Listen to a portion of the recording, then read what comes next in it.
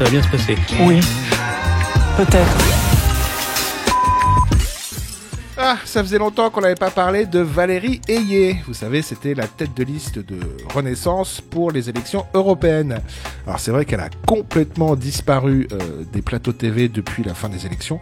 Ce qui est dommage, hein, parce que pour moi, c'était vraiment une très bonne cliente de la chaîne avec toutes les bêtises qu'elle pouvait sortir. Madame Ferrari, s'il vous plaît. J'ai écouté tout le monde parler pour Madame Maréchal. Alors, désolée, oui. c'est elle qui a la parole. Ah bah non, je suis désolée. Madame Maréchal, tout le monde l'a vu. Elle a beaucoup parlé au début de l'émission, ça n'a pas été pris en compte. Allons, Madame. Ah, donc vous contestez. Soyez raisonnable, Madame Ayé, soyez raisonnable. Je suis pas venue ici pour souffrir, ok? Donc là, elle a fait sa rentrée médiatique en se rendant à la REF, la rencontre des entrepreneurs de France, qui est organisée chaque année fin août par le MEDEF.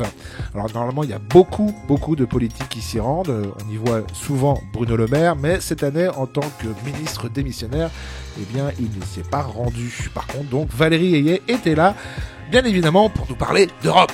L'Europe. Sauf que ça s'est pas très bien passé pour Valoche, car son voisin de droite, à l'image, un certain Markus Kerber, qui est professeur de finances publiques et d'économie à l'université de Berlin, eh bien, l'a renvoyé dans ses cordes. Alors, on va d'abord écouter quelques arguments de Valérie Ayé pour défendre l'Union européenne, c'est bien fait pour l'entrepreneuriat, et puis on va surtout écouter après les réponses cinglantes de Markus Kerber. L'Europe, c'est un ensemble politique unique au monde.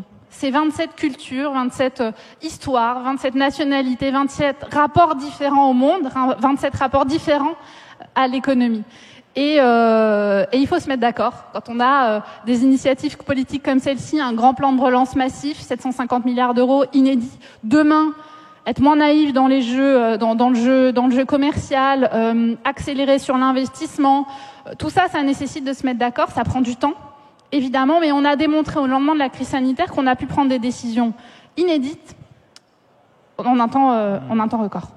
Je me permets de répondre avec la délicatesse qui s'impose face à mon contradicteur, si élégant, qui m'honore par cette occasion de lui dire ce que je pense de cet grand emprunt EU Next Generation.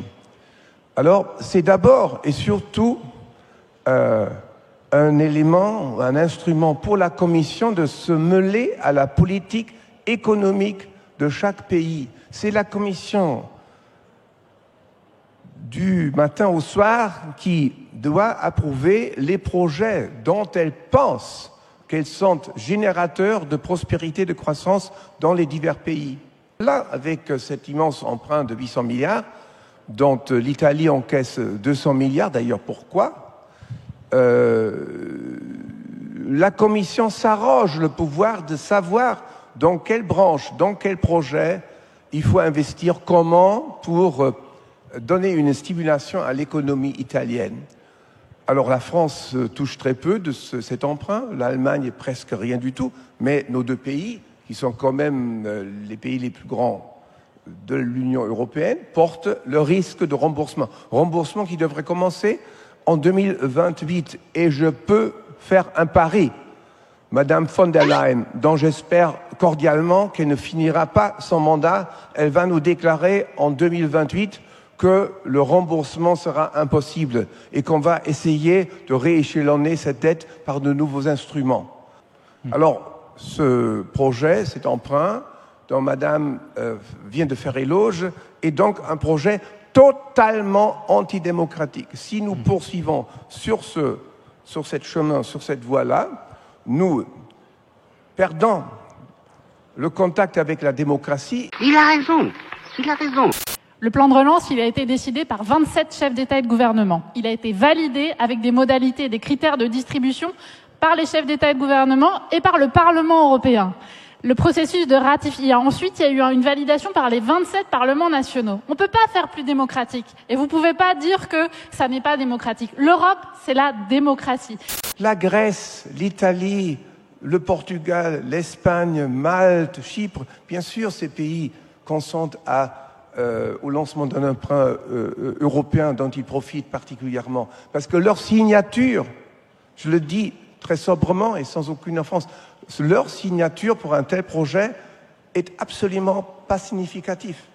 Alors, le manque de solidité de ce projet se montre par ce que vous venez d'admettre, madame, que le remboursement de cet emprunt de 800 milliards devrait commencer en 2028 par des nouvelles ressources propres, alors que ces ressources propres n'ont été toujours pas décidées. Et l'Union européenne ne peut pas, l'Union européenne n'est pas comparable à un État souverain. C'est clairement dit dans l'article 114 que l'Union européenne n'a pas le droit de lever des impôts. Donc on invente de ressources propres et on a, pour ce projet qui vous est particulièrement cher, égaliser ressources propres à la dette. Ça, c'est déjà une argumentation juridique extrêmement stressante. J'adore quand tu dis ça, j'adore. Ah, tu le dis bien, En bonus, je vous mets aussi ce petit segment dans lequel Marcus Kerber évoque la transition écologique. Et vous allez voir que sur ce sujet-là, il est assez sceptique. La transition verte est un élément discuté d'une façon presque axiomatique. Il faut y croire, c'est la nouvelle religion de l'Europe. Il faut que l'Union européenne reste limitée à ses compétences, et par les compétences qui sont définies dans les traités. Madame von der Leyen et ses collaboratrices et collaborateurs ne peuvent pas, je dirais, s'inventer de nouveaux projets et dans la soi-disant transition économique qui est interprétée d'une façon tout à fait différente par les divers courants politiques. Pour les Verts, pour les écologistes, qui sont particulièrement religieux en Allemagne, moralisateurs, totalitaires, c'est un totalitarisme moralisateur. Quelqu'un qui met en question l'utilité, qui met en question la faisabilité de cette transition est déjà politiquement complètement incorrect. Hérétique! Au bûcher! C'est le bûcher! Fermez-la! 2 secondes! Je constate dans un premier temps que l'idée fondamentale de faire de l'industrie, de décarboniser totalement l'industrie européenne, fait sourire des pays comme la Chine et l'Inde. Parce que ce sont ces pays-là qui sont, n'oublions pas les États-Unis, les plus grands contributeurs à l'émission des gaz à effet de serre. En Europe, on produit à peu près 5%. Donc le problème du CO2 est un problème mondial. Et le pari qu'a fait Madame von der Leyen et sa commission et les écologistes dont elle est proche est lorsque l'Europe va réussir son pari de décarbonisation, tout le monde va suivre. C'est absolument pas sûr. Ouais, c'est pas faux. Emmanuel Macron en a aussi pris plein la poire après l'arrestation du créateur du réseau social Telegram. Je vous en ai fait une vidéo, je vous laisse regarder ça.